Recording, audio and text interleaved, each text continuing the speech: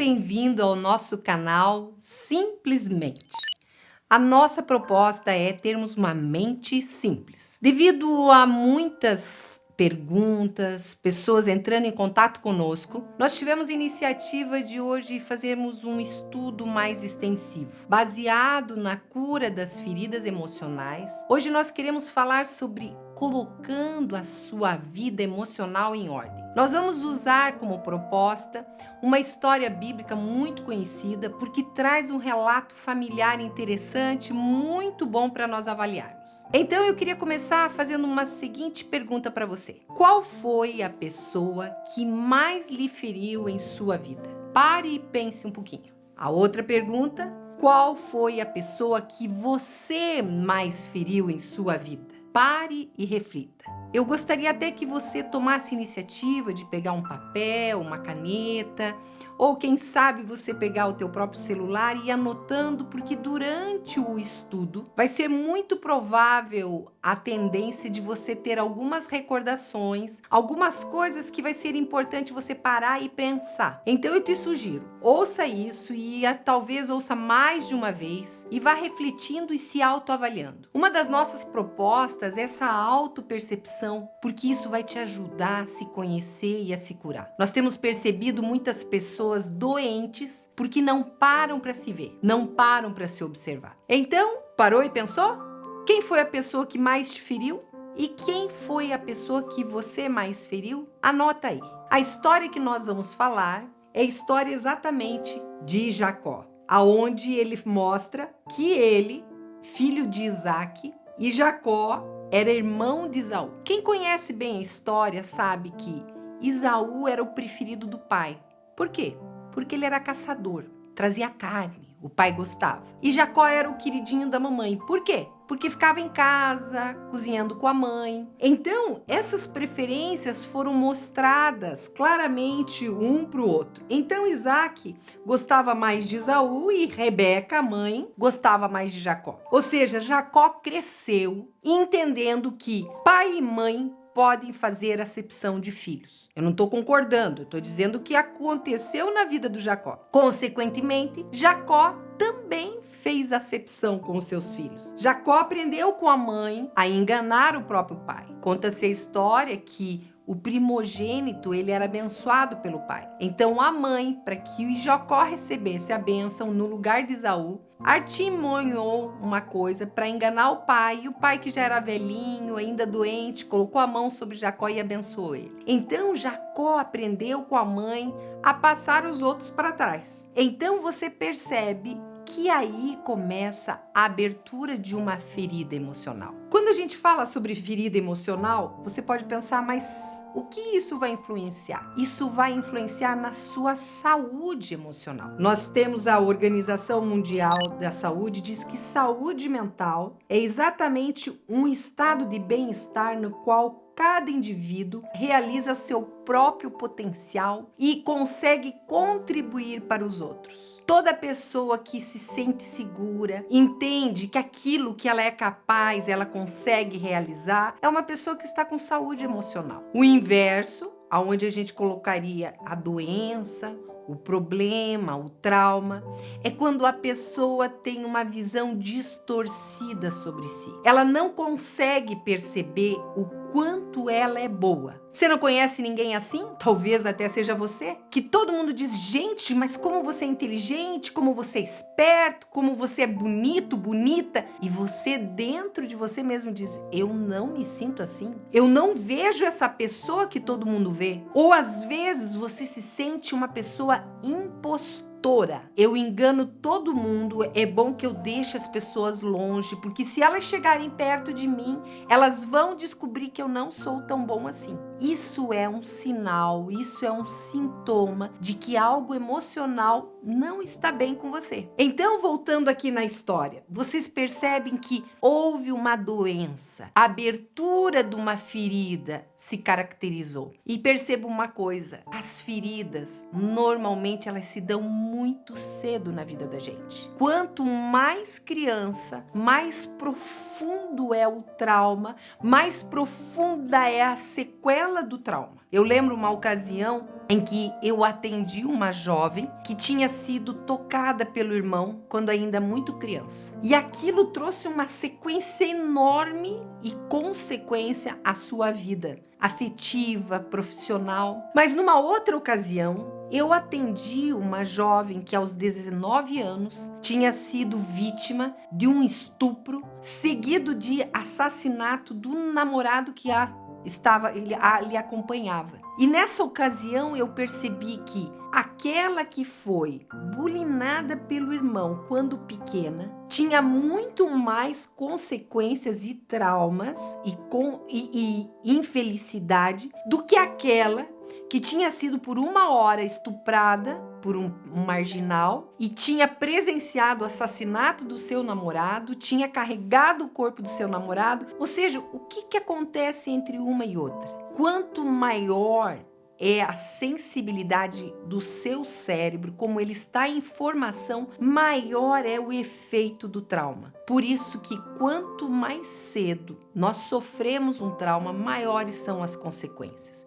Você pode estar se imaginando, mas eu não lembro o que aconteceu. A memória está aí. Talvez você não tenha consciência, mas o seu corpo, o seu inconsciente sabe o que você passa ou sabe o que você passou. Eu lembro uma ocasião de uma jovem senhora que descreveu que ela se sentia muito sozinha, que embora tivessem pessoas a acompanhando, ela sentia uma solidão muito grande. E quando a gente começou a conversar, ela relatou que ela tinha tido um irmão gêmeo, mas ainda dentro do útero materno, essa criança tinha morrido lá pelo 6º mês. E aí eu associei essa solidão vindo exatamente desse trauma. Mas aí você vai dizer, mas Silvana, o irmão morreu, ela nem chegou a conhecer. Pensem comigo, ela tá lá dentro, no ventre. Ela ouve o bater do coração da mãe e também ela ouve o bater do coração do irmão. E esse bater do coração do irmão era muito mais próximo do que do coração da mãe, que tá ali do ladinho. E aquele roçar, aquele corpo movimentando junto. A partir do 6º mês, ela parou de ouvir essa batida. Um vazio ocasionou.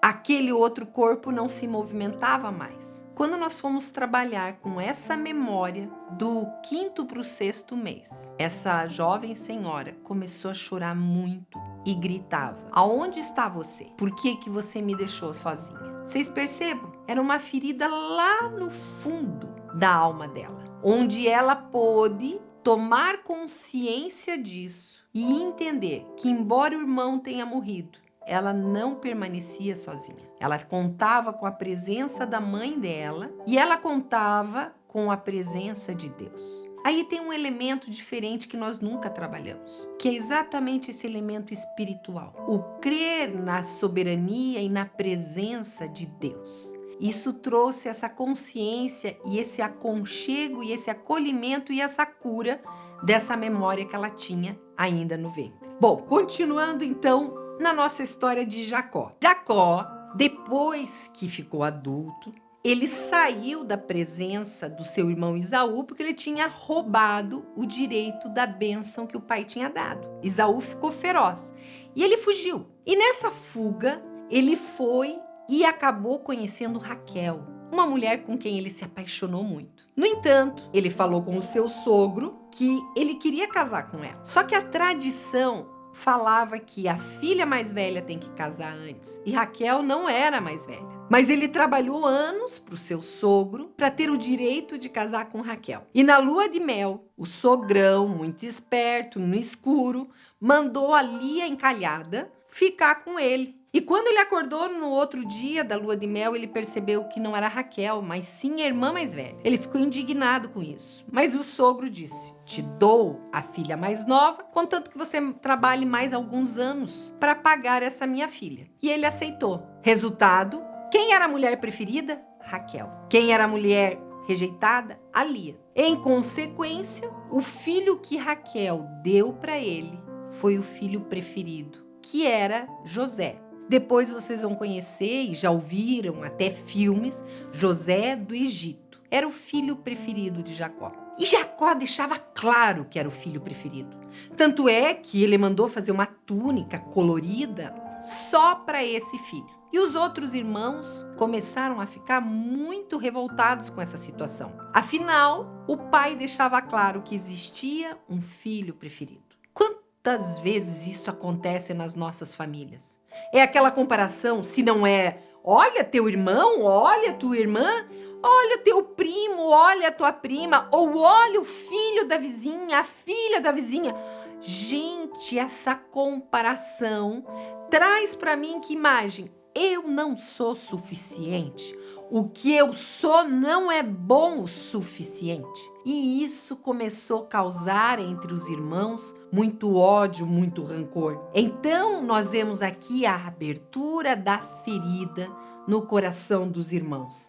Ferida é igual um trauma. Então, se você quiser acompanhar a leitura, lá em Gênesis 37:3 fala: Ora, Israel gostava mais de José do que de qualquer outro filho, porque lhe havia nascido em sua velhice, por isso mandou fazer para ele uma túnica. A ferida emocional, gente, ela pode começar de uma agressão, ela pode começar por uma rejeição, ou simplesmente por ignorar um ao outro. Eu lembro de uma jovem que me dizia que os pais separaram, ela ainda tinha 5 anos, e ela era apaixonada por esse pai. E o pai disse, se arruma muito linda que no sábado de manhã eu venho te buscar. Gente, essa menina acordou, tomou banho, colocou a melhor roupa, arrumou o cabelo e olhava no relógio, o papai não chegava. Ela ficava pensando, eu acho que eu não tô bonita o suficiente. Ela voltava a tomar banho, trocava de roupa, arrumava o cabelo. Resumindo, ela tomou 5 banhos naquele sábado, porque o pai, que disse que ia chegar de manhã, chegou à noite.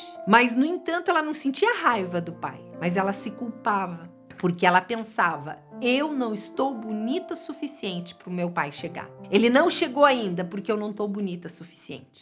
Conforme a idade do trauma, você tende a trazer a culpa para você. Quantas pessoas que foram abusadas até hoje se sentem culpadas, entendendo que eu é que sou suja, eu que provoquei, eu que fiz errado, eu que deixei, eu que não reagi. Isso porque nessa fase o pensamento é egocêntrico e a criança, ela não consegue pensar, não, é o outro que não presta, é o outro que é ruim, é o outro que se atrasou. Não, a criança, ela avalia que é ela a culpada, porque ela entende que é ela que determina as circunstâncias do mundo. Talvez o trauma que você carregue tenha ocasionado nessa época. Por isso que você anda se culpando. Por isso é tão difícil você acreditar que você não teve culpa, porque o trauma se instalou numa fase em que o seu pensamento era egocêntrico. Nós podemos ver que muitas outras feridas são abertas por comportamentos, tratamentos e relacionamentos abusivos. São pais que não têm controle emocional e vomitam as suas dores em cima dos seus filhos, culpando. Você é ruim, eu estou assim porque você não se comporta direito. E aí a criança vai se ferindo. Ainda nós vemos pessoas que tiveram uma ótima infância, no entanto foram infelizes no seu casamento e acabam se casando com pessoas abusivas, as quais ferem através de palavras, através de atitudes, através de gestos. Essas pessoas também acabam abrindo feridas emocionais. A ferida, ela costuma ser a base para muitos transtornos, seja de depressão, seja de ansiedade, ou ainda com a combinação da ansiedade com a depressão. Essas feridas que nascem na nossa história acabam fazendo com que a gente tenha uma forma patológica de reagir. E é importante a gente olhar isso e passar a viver de uma forma diferente. Eu gostaria que você levasse em conta que esse pensamento tóxico, ele vai gerar uma baixa estima em você. E esse pensamento tóxico, ele acaba mudando a tua química interna do teu corpo, tornando o teu corpo sensível e propício a outras doenças. Vocês sabem que as doenças psicossomáticas hoje lotam os consultórios médicos. Ela pode até ter se tornado uma gastrite e uma úlcera, mas ela nasceu numa reação muito exacerbada a um determinado momento, a uma determinada situação, porque você se tornou uma pessoa ansiosa, exatamente por causa do comportamento daquelas pessoas perto de você. Nota-se que crianças tímidas, elas sofrem muito com mudanças do ambiente. Fizeram um estudo, colocaram numa sala de brinquedos algumas crianças e percebeu-se através de eletrodos que o batimento cardíaco das crianças mais sensíveis, aquelas a quem a gente chama por tímidas, que elas alteravam o seu batimento só de entrar uma pessoa diferente na sala. A criança estava brincando, ela sentia a entrada dessa pessoa e o batimento dela acelera. Pensem comigo, por ela ser uma criança, ela não sabe abstrair e entender que a reação dela é porque entrou alguém diferente. O que ela pensa é: eu me sinto mal, não gosto quando vem gente diferente perto de mim. E naturalmente ela vai o quê? Evitando pessoas diferentes. Aí é importante a intervenção de pais e educadores com o objetivo de ajudar essa criança a superar isso. Então, quando uma criança se retrai porque viu algo diferente, até alimento, não quero, não conheço, não gosto. É importante o educador, o pai, estimular a criança a experimentar o diferente, a conhecer pessoas diferentes. Mas eu fico ruim, não gosto. Aí você pode exatamente colocar a legenda para aquilo que a criança sente. Calma, respire. Você não conhece esse tio, você não conhece essa tia, mas é divertido. Você nunca comeu ovo, mas é gostoso. Coloca o dedinho, experimenta. Brócolis, parece uma árvore, experimenta. Vamos comer a árvore. Brincando de uma forma lúdica, você vai ajudando a criança a superar aquilo e criando uma estrutura emocional para superar aquilo que naturalmente ela não veio equipada para superar. A estatística é 1 em 4 crianças tende a ser mais tímida, mais retraída, e a importância de pais, educadores, amigos auxiliarem essa criança a superar. A criança que não supera e não aprende a administrar isso vai se tornar um adulto mais ansioso, porque não aprendeu a lidar com essas circunstâncias. Então a pessoa mudou o batimento. Crianças que vão viajar não conseguem dormir, que têm prova, não conseguem dormir. Tudo isso é uma oportunidade dos pais ajudarem a criança. Mas por que você não dorme? E se eu tirar 0? Ótimo, se tirar 0, depois a gente estuda e você vai tirar a melhor nota. Mas você estudou. A prova tenta pensar como um exercício, uma tarefa de casa que você faz. Então você ajuda a criança a ter raciocínios que possam auxiliá-la a combater e a enfrentar a dificuldade. Você pode dizer: ninguém fez isso por mim. Eu sou um adulto escangalhado porque ninguém me ajudou. Não tem problema. Hoje você pode ajudar você mesmo. É o que nós chamamos de gerenciamento da mente. Eu gosto do Augusto Cury, que ele fala, quando você está enfrentando uma situação difícil, ele disse: use DCD. Primeiro, D, duvide que a situação é tão ruim assim. C, critique a tua atitude. E D, decida fazer diferente. Então vamos lá imaginar. De repente ligaram para você: tá chegando uma galera na tua casa para fazer uma surpresa. Você: não tenho comida, a casa tá bagunçada. Que droga! Esse povo, eu vou trancar a porta, eu não quero ter amigo. O primeiro D, duvide. É tão ruim receber gente em casa sem ter comida? É tão ruim receber gente em casa com a casa bagunçada? É tão ruim receber gente em casa? Duvide. Não é tão ruim. E aí, saia da cena e se olhe de fora e critique você. Hello! Pra que tanto escândalo? Pra que tanto exagero? Tô exagerando. E aí, decida fazer algo diferente. Você imagina, você tá lá dirigindo pro casamento, pá, furou o pneu. Que droga, agora eu vou chegar atrasado. Duvide que a coisa seja tão ruim assim. É tão ruim chegar tarde no casamento, só é muito ruim se você é o noivo, a noiva. Mas se não é noivo, noiva, padrinho, até é bom chegar mais tarde, né? Porque aí o sermão às vezes é grande do padre, do pastor. Quer dizer, não é tão ruim. Critique a tua reação e decida fazer diferente. Decida fazer daquele momento algo novo, algo sadio. Então, aquela criança que habita dentro de você, que tem dificuldade de lidar com novas emoções, você hoje, adulto, começa a gerenciar esse pensamento. Então, vocês estão acompanhando o raciocínio? Então, volta lá, pega aquele papel que eu te pedi no início e pega uma canetinha e começa a escrever que pensamentos você tem ao seu respeito que te fazem se sentir mal. Ah, eu não sirvo para nada? Ninguém gosta de mim? Nada que eu faço é bom o suficiente? São alguns pensamentos que vêm às vezes na minha mente e que me incomodam. Então, anota. Anota um a um. E depois faça uma flechinha. Quando eu penso, eu não sou suficiente, o que eu sinto? Ah, frustração, tristeza. Então você vai escrevendo a emoção. Então o nosso foco não é mudar a emoção, mas é mudar o que eu penso, mudar o meu raciocínio. Vocês estão indo comigo nesse sentido? Quando eu mudo o meu raciocínio, a minha emoção vai mudar e, consequentemente, a reação fisiológica vai desaparecer. Se eu penso, eu não vou dar conta, o que eu sinto?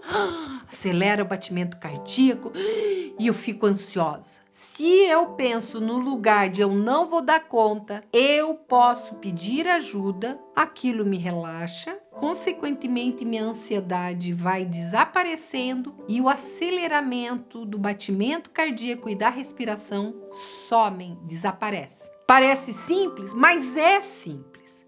Você só precisa começar a se observar. Bom, mas nós estávamos falando sobre uma família ilustre que a Bíblia relata. Então eu queria te convidar exatamente a voltar. Nós falávamos de Jacó, que era um pai que tinha filho preferido que se chamava José. Em consequência, os outros filhos de Jacó não gostavam de José, porque, segundo a história, José era meio fofoqueiro, porque o pai dizia, José, vai lá ver teus irmãos. E ele lá olhava e vinha e contava para o pai o que os irmãos estavam fazendo. Então, o comportamento do José não era agradável, mas era estimulado pelo pai. E às vezes a gente faz isso, né? Às vezes nós pais somos os que estimulamos comportamentos não muito leais de irmão para com irmão, e com isso acaba tendo uma cisão entre os nossos filhos e você nem entende por quê. Então é importante a gente avaliar onde vem a nossa ferida, como nascem essas feridas da alma, para que eu entenda a natureza dela e para que eu saiba focar o que precisa ser trabalhado. O pensamento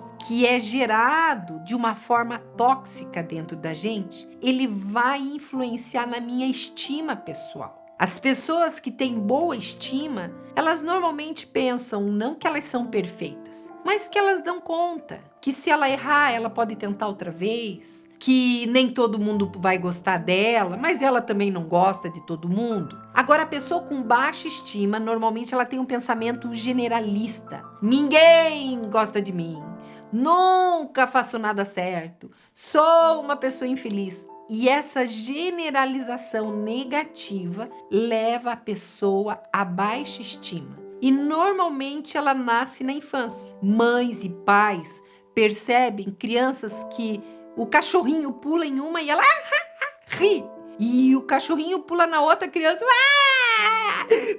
Então você já percebe que essa criança precisa ser auxiliada para enfrentar os estímulos que ela vai receber do meio ambiente, sempre tendo uma perspectiva boa e agradável. Eu gosto muito de lembrar de uma história que me contaram de uma senhora, já uma senhorinha, e meio obesa, sobrepeso, e foi descer de um ônibus de excursão. E na hora que ela foi descer, tropeçou e se espatifou no chão. E aí o grupo, E era um grupo de descendentes de alemães.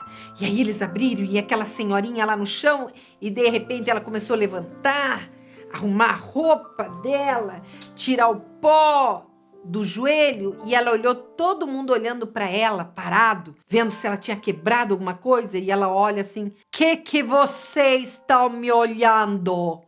Cada um desce do ônibus como quer. Então, ela caiu. Ela podia ficar estatelada no chão, chorando. Mas não, ela resolveu fazer humor com a desgraça pessoal. E ela riu disso.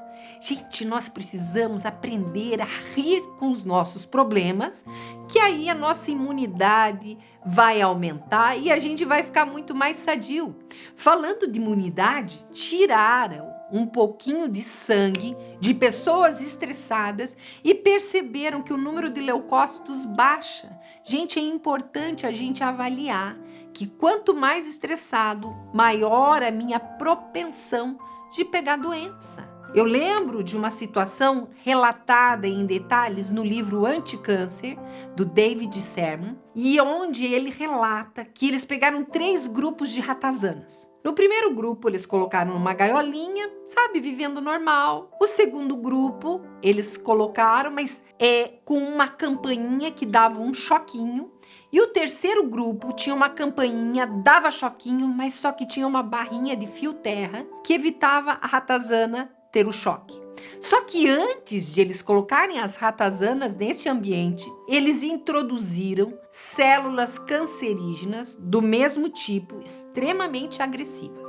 Então, as ratazanas receberam as células cancerígenas. O primeiro grupinho, onde as ratazanas ficavam na gaiola, vivendo normalmente, observou-se depois de 3 a 6 meses que o câncer evoluiu como era esperado. Tinha tomado 50% do corpinho daquelas ratazanas. O segundo grupo, que batia uma campainha bem e dava um choquinho, percebeu-se que as células cancerígenas tinham tomado 75% do corpo delas.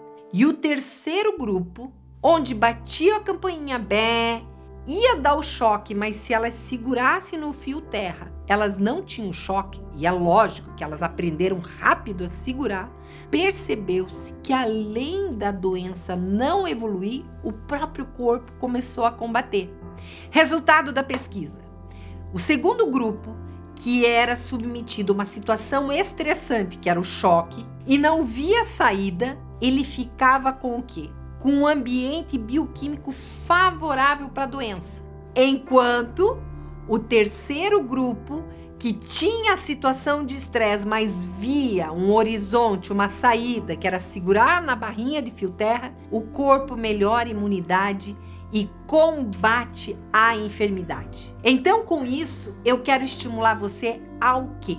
Você é estimulado a olhar as circunstâncias que você vive e ver uma solução. Muitas pessoas me escrevem, me ligam, dizendo: eu não tenho solução, por favor, socorro, minha vida não tem solução, não tem saída. Gente, esse pensamento adoece. Você precisa saber que existe solução, você precisa entender que existe saída, que você pode pedir ajuda, que você pode administrar e gerenciar esse problema. Não permita que o pensamento de impotência, de frustração, tome conta do seu pensamento, da sua mente. Você precisa renovar a tua mente com pensamentos sadios. Eu posso driblar essa situação, eu posso sair dessa situação. Eu lembro uma ocasião de um rapaz que ele estava extremamente nervoso, porque muitas pessoas estavam sendo demitidas na empresa. E ele com uma ansiedade, eu disse: qual é a sua ansiedade? Ele disse: eu posso ser demitido. Eu, realmente, você pode? Não fale isso. Eu fico mal. Mas você pode ser demitido. Não, eu não quero pensar nisso. Vai pensar nisso. O que você vai fazer se você for demitido? Eu vou procurar outro emprego. E como está teu currículo? É bom. Você pode fazer algo para melhorar? Posso. Posso me atualizar, fazer uns cursos. Então, vai fazer o curso. De vez ficar sofrendo com ansiedade, vai fazer o curso, que vai te deixar mais tranquilo, mais cômodo. Eu vejo pessoas, às vezes, querendo controlar o seu cônjuge. Ai, tem que ver no WhatsApp, deixa eu monitorar se tá me traindo, se tá me traindo. Gente, confia ou não confia? Ai, mas Silvana, e se arranjar outra pessoa? Fazer o quê? A pessoa arranjou outra pessoa, você decide. Perdoa, não perdoa, fica, não fica. Mas você vai se sentir melhor se você investir em você. Vai investir em você, vai fazer uma ginástica, vai se sentir saudável, vai se sentir mais jovem, vai estudar, vai fazer amigos. E aí aquela pessoa que está contigo vai olhar, gente, que pessoa maravilhosa que eu tenho. Eu não vou largar dessa pessoa. E se largar, perdeu, porque eu sou maravilhosa, eu sou maravilhoso. E a pessoa que perdeu, entendeu? O foco não é no outro, é em mim. O foco não é querer controlar o outro, mas administrar as minhas emoções e os meus pensamentos. Tamo junto até aí? Então vai lá pro teu papel, anota os pensamentos ruins que a gente vai trabalhar com eles. Transformá-los em cognições negativas que limitam a tua mente, o teu comportamento, em cognições positivas, em pensamentos saudáveis que ampliam, onde você passa a acreditar em você. Mas vamos voltar para nossa historinha. Então eu contava que Jacó, ele amava José mais do que os outros filhos, e isso gerou uma ferida enorme neles. Então o que esses filhos começaram a fazer? Eles começaram a ruminar aquele pensamento ruim de ódio. Toda vez que você tiver algum pensamento que você rumina, entenda, você está ampliando o poder desse pensamento sobre você. E é você que está escolhendo isso. Você pensa, eu vou morrer de câncer, eu vou morrer de câncer. É você que está criando isso na sua mente. Ah, eu vou perder o emprego, eu vou perder o emprego. É você que está criando isso na sua mente. Perceba que aquilo que rumina no seu pensamento de forma tóxica vai se ampliar. E isso intoxica o teu ser. Voltando lá na nossa história, lá em Gênesis 37:4 diz: quando seus irmãos viram que o pai gostava mais dele, do José, do que de qualquer outro filho, eles adiantaram e não conseguiriam falar com ele amigavelmente.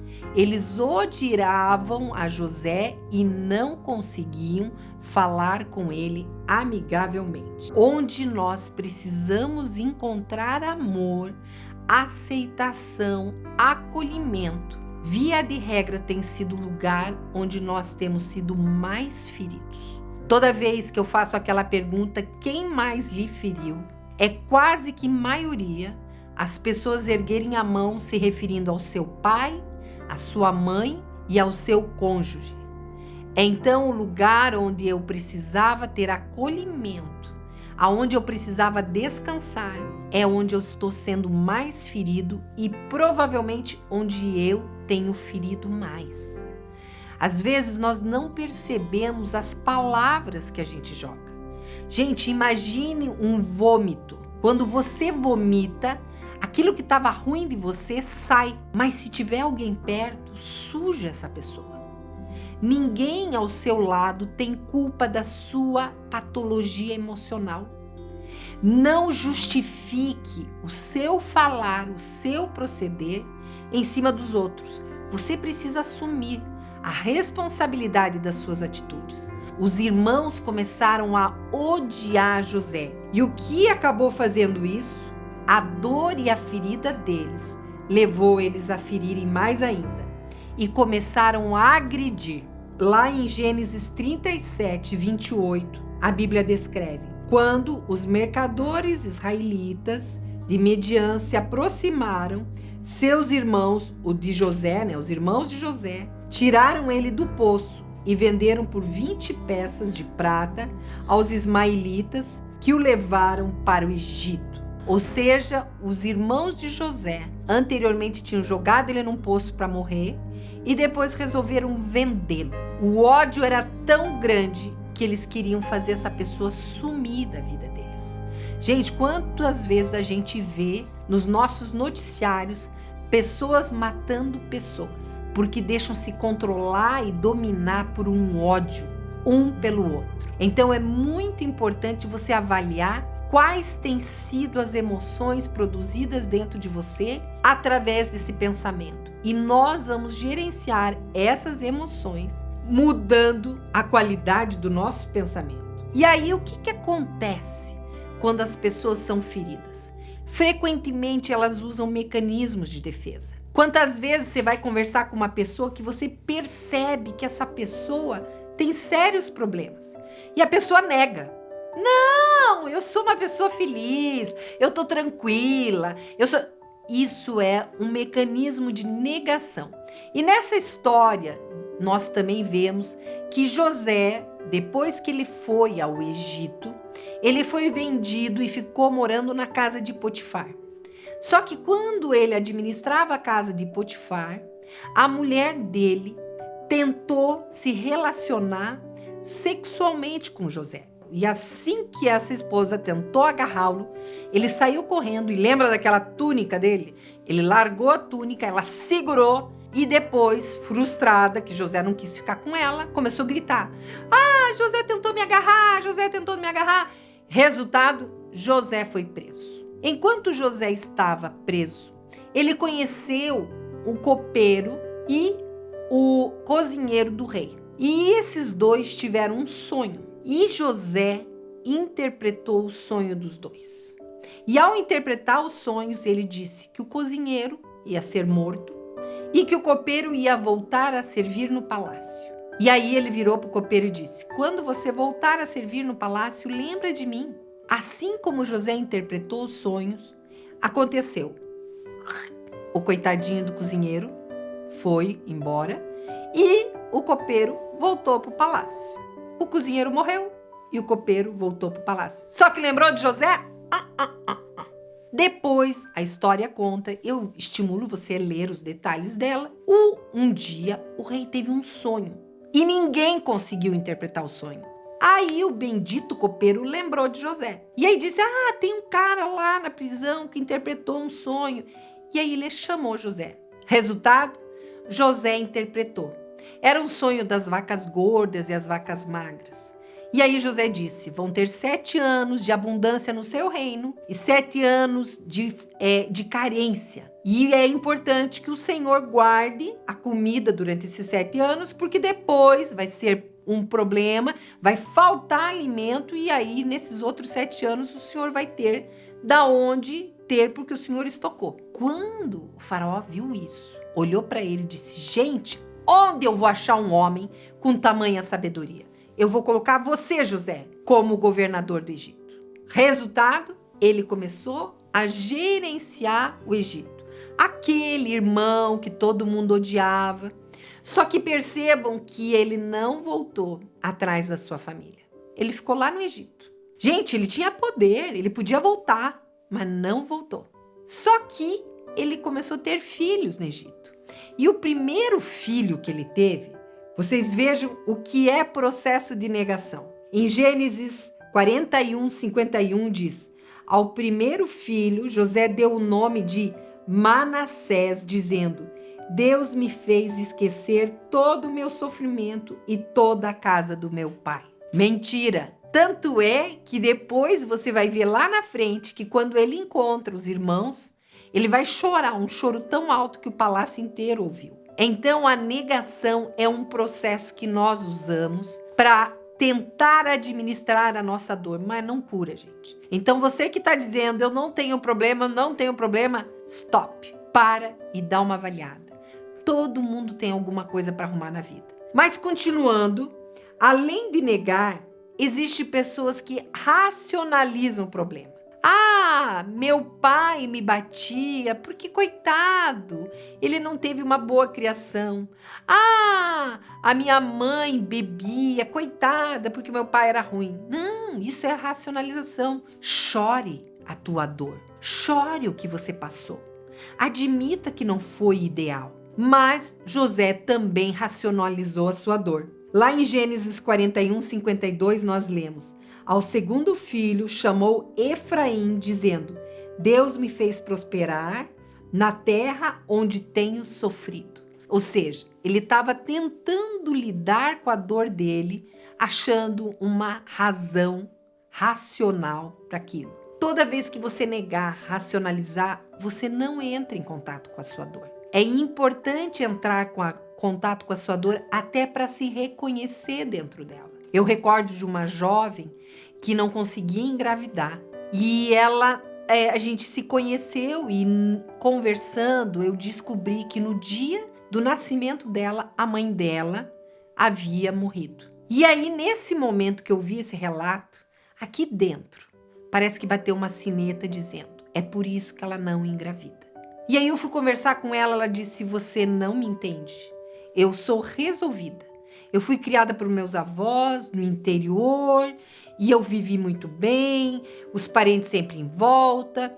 Meu pai não me criou porque não deu conta, mas minha avó e meu avô foram o máximo. Eu pedi muito para aquela moça para que a gente parasse e orasse sobre o assunto, porque eu entendia que Deus queria tratar isso lá dentro dela. E quando nós fomos parar para orar, eu entendia que ela precisava encontrar essa dor que ela havia racionalizado, havia negado para não lembrar. Então eu pedi que ela deitasse numa cama, não era regressão, era um processo totalmente consciente. Mas eu entendia que a criança dentro dela estava machucada. Então eu disse assim para ela: tenta imaginar quando você estava na barriga da sua mãe cantava músicas para você. Afinal, ela era a primeira filha daquela mãe. Imagina o quartinho da sua mãe arrumando para você. Sua mãe fazendo tricô, fazendo roupinhas para você. Sua mãe conversando com você. Enquanto eu falava, essa moça levantou, ela estava deitada na cama, ela levantou e falava: mentira! Se a minha mãe me amasse, não teria me abandonado. E ela interrompia ela mesma, dizendo: por que eu tô falando isso? Eu não penso isso. E aí ela chorava. Minha mãe, se ela me amava, ela me deixou. Por que ela foi embora? E aí você percebe: mas Silvana, a mãe morreu. A mãe não escolheu ir embora. Mas uma criança não entende isso. Ainda mais o pessoal diz: foi morar com Jesus. Ela fica com raiva da mãe e de Jesus. Por que não me levaram junto? E aí ela pôde encontrar aquela dor que estava lá no fundo guardada. Eu queria que você parasse um pouquinho e fechasse os olhos e falasse com a tua criança interior. Existe alguma dor, existe alguma coisa em mim que eu não quero ouvir, que eu não quero entrar em contato?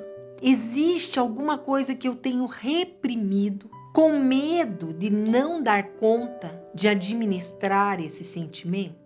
Esse é o primeiro passo para você entrar em contato e para você começar a caminhar na sua cura.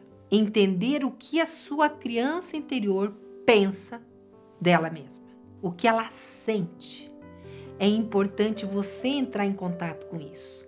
E José só foi entrar em contato com isso lá na frente. Depois, Gênesis 42, 21, conta que chegou aquela época de faltar comida em Israel e os irmãos de José foram até o Egito porque ouviram falar que lá tinha comida. Mas o que eles não sabiam, que o governador era o irmão que um dia eles tinham vendido. Chegando lá, quando eles perceberam tudo o que estava acontecendo, em Gênesis 42, 21, o que os irmãos falaram? Eles se prontificaram a fazer isso e disseram uns aos outros: certamente estamos sendo punidos pelo que fizemos a nosso irmão. Vimos como ele estava angustiado quando nos implorava por sua vida, mas não lhe demos ouvidos. Por isso nos sobreveio esta angústia. Normalmente, a culpa vem acompanhada desses pensamentos de um mau comportamento que você teve na sua história. Pense comigo, a culpa em si não ajuda em nada. Ela só auxilia quando te leva a um reconhecimento de erro e um acerto com uma pessoa. eu tenho acompanhado algumas pessoas muito doentes, algumas já em fase terminal, e é interessante como essas pessoas avaliam o mau comportamento que elas tiveram com filho, com cônjuge, e aí elas vão lá, pedem perdão e acertam. Esse tipo de culpa é sadio. Você reconhece seu erro e conserta. Agora, aquela culpa de ficar com o chicotinho, chilep, chilep, chilep, acertando em você o resto da vida por algo que não tem o que fazer, não adianta você carregar isso com você. Eu lembro de uma jovem que entrou numa enrascada de um hacker e ela foi vítima de estupro a partir disso.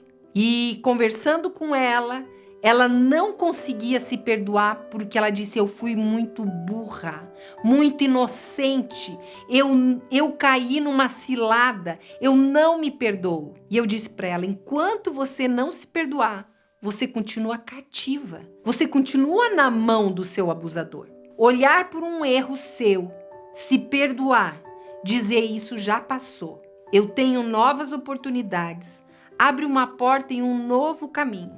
Então perceba até que ponto que você não está carregando uma culpa que de nada te leva para lugar nenhum. Você precisa se perdoar ou pedir perdão. E se a pessoa não me perdoar, o problema já não é seu, ficou com ela. A tua parte você fez. Se perdoe, se permita uma nova oportunidade. E aí você vai ver a vida sadia que você vai ter a partir disso. Então a culpa em si, ela adoece. Ela só serve para nos fazer refletir e modificar um comportamento necessário a ser modificado. Feito isso, larga a culpa para o lado e segue em frente. Hoje nós vamos estar encerrando porque é um conteúdo muito denso. Eu creio que você já tem muita coisa para avaliar e pensar. Vamos dar sequência na próxima semana desse mesmo estudo. É um novo formato que nós estamos fazendo do nosso canal Simplesmente, atendendo uma demanda sua, que tem nos ligado, nos pedido. Então nós vamos dar sequência. Se você gostou disso, compartilha com um amigo, chama, dá o teu like e se inscreva no nosso canal, ativa o sininho para que assim que entrar um novo vídeo você seja comunicado. Aqui embaixo você tem o nosso contato pessoal. Se você quiser fazer uma pergunta, a gente não faz por WhatsApp terapia. Mas se você tiver alguma pergunta, uma sugestão de tema, a gente está recebendo. Então, aguardo você na próxima. Um grande abraço para você e que eu espero que esse estudo faça você refletir e encontrar saúde emocional, porque esse é o nosso foco.